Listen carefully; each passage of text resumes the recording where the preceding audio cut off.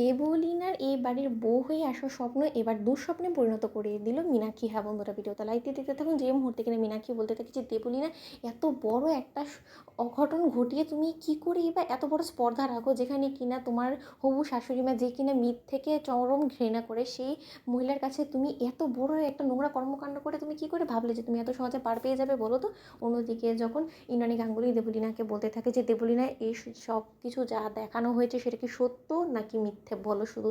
ঠিক সেই মুহূর্তে যখন দেবলীনা বলতে থাকে যে আন্টি তোমার কেন মনে হচ্ছে এই যা কিছু দেখানো হচ্ছে সেটা সম্পূর্ণরূপে সত্য কেন, ও বলো তো। তোমার কি সত্যি মনে হয় যে এই সকল নোংরামোগুলো কাজ আমি করতে পারি? আমি অজয়ের সঙ্গে হাত মিলে কুসুমের ক্ষতি করতে চাইবো? আমি কেনই বা এরকমটা চাইবো? কারণ কুসুম এবারই কাজের মেয়ে, সেটা তো আমি খুব ভালো করেই জানি। ওর সঙ্গে আমার কিসের প্রতিদ্বন্দ্বিতা বলো তো। ও হলো গিয়ে এ বাড়িতে একটা কাজের লোক ছাড়া অন্য কোনো আর ওর অস্তিত্ব নেই, এবং আমি হলো গিয়ে এই বাড়ির হবু বউ হয়ে আসতে চলেছি। তাহলে ওর আর আমার স্টেটাসের মধ্যে আকাশ পাতাল তফাৎ। তাহলে আমি ওকে আমার কম্পিটিটর কেন ভাবতে যাবো বলো তো। এবং তার থেকেও বড় কথা, কুসুমের সঙ্গে যদি আমার কোনো রকম কোনো শত্রুতাই থাকতো তাহলে তো আমি অন্যভাবে কুসুমের উপর প্রতিশোধ নিতে পারতাম। তার জন্য নিশ্চয়ই আমাকে অজয়কে ভাড়া করার কোনো প্রয়োজন পড়বে না। অন্যদিকে যখন এই কথা বলা মাত্রই ঈশানের কাকুমণি বলতে থাকে আচ্ছা সবটাই আমি মেনে নিলাম, কিন্তু এই সকল কণ্ঠ থেকে শুরু করে অজয়ের সঙ্গে সকল কথাবার্তা সবটা তো এটাই বলছি, কারণ এই কণ্ঠটা তো আর চেঞ্জ হয়ে যেতে পারে না। এই কণ্ঠটা তো আমরা সকলেই শুনেছি এবং সেটাতে তো সুস্পষ্ট যে কথাগুলো তুমিই অজয়কে বলেছো।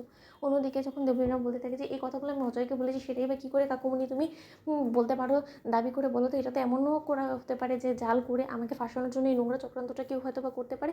অন্যদিকে যখন দেবলীনার মা বলতে থাকে ইন্দ্রাণী তুই যদি আমার মেয়েকে এখন সন্দেহ করিস তাহলে তো এটাই বোঝা যায় যে তোর নিজের চয়েসের উপরে হয়তো বা তোর বিশ্বাস নেই। অন্যদিকে যখন ইন্দ্রাণী গাঙ্গুলি আর কোনো রকম কোনো কথাবার্তা না শুনে যখন সপাটে দেবলীনার গায়ে চড় মেরে দেবলীনাকে বলতে থাকে যে দেবলীনা আর একটা কথাও না, আর একটা মিথ্যে কথা আমি তোমার মুখ থেকে বরদাস্ত করবো না। অনেক হয়েছে, অনেক সহ্য করেছি তোমার এই মিথ্যাচার।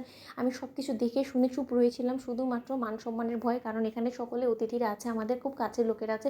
আমি চাইনি তাদের সামনে কোনো রকম কোনো সিক্রেট হোক, কিন্তু তার সত্ত্বেও সব কিছু যখন এখন ফাঁস হয়েই গিয়েছে এবং তুমি যখন এরকম একটা নোংরা চক্রান্ত করে এই বাচ্চা মেয়েটার সর্বনাশ করতে একবারও ভাবোনি, তাহলে আমিও তোমার মান সম্মান সব কিছু সকলের সামনে ধূলিসাৎ করে দিতে একবারও ভাববো না। আমি আগেই বলেছিলাম, কাল আমি রাতে কুসুমের মাথা ছুঁয়ে ওকে প্রতিজ্ঞা করে আমি বলেছিলাম যে বা যারা কুসুমের জীবনে এই এই অঘটনটা ঘটিয়েছে তাদের কাউকে আমি ছাড়বো না। এবং সেই মানুষটা যখন এখন আমার চোখের সামনে দাঁড়িয়েছে, সেই মানুষটাকে আমার জাস্ট মনে হচ্ছে যে আমি ওকে গলা টিপে মেরে ফেলি। আমার যদি এতটা অধিকার থাকতো না তাহলে এক্ষুনি আমি তোমাকে গলা টিপে মেরে এখানেই শেষ করে দিতাম। গাঙ্গুলি পরিবারে কোনো রকম কোনো অপরাধীদের কোনো ঠাঁই হয় না এবং এ যাত্রায় তোমারও হবে না। তাই যত শীঘ্র সম্ভব এখান থেকে তুমি আমার চোখের সামনে থেকে দূর হয়ে যাও দেবলীনা। অন্যদিকে দেবলীনা বলতে থাকে যে আন্টি তুমিও আমাকে অবিশ্বাস করলে। অন্যদিকে ঈশান বলতে থাকে যে প্রমাণে যা কিছু বলবে সেটার উপরে তো সকলে ভিত্তি করে রেজাল্ট দিবে, তাই না দেবলীনা? এবং তুমি কাজই এমন করেছো যে যেটা একদমই ক্ষমার অযোগ্য, এবং তার জন্য মাও তোমাকে সহ্য করতে পারছে না। তখন তো লাইক এন্ড শেয়ার করো, সাবস্ক্রাইব করো।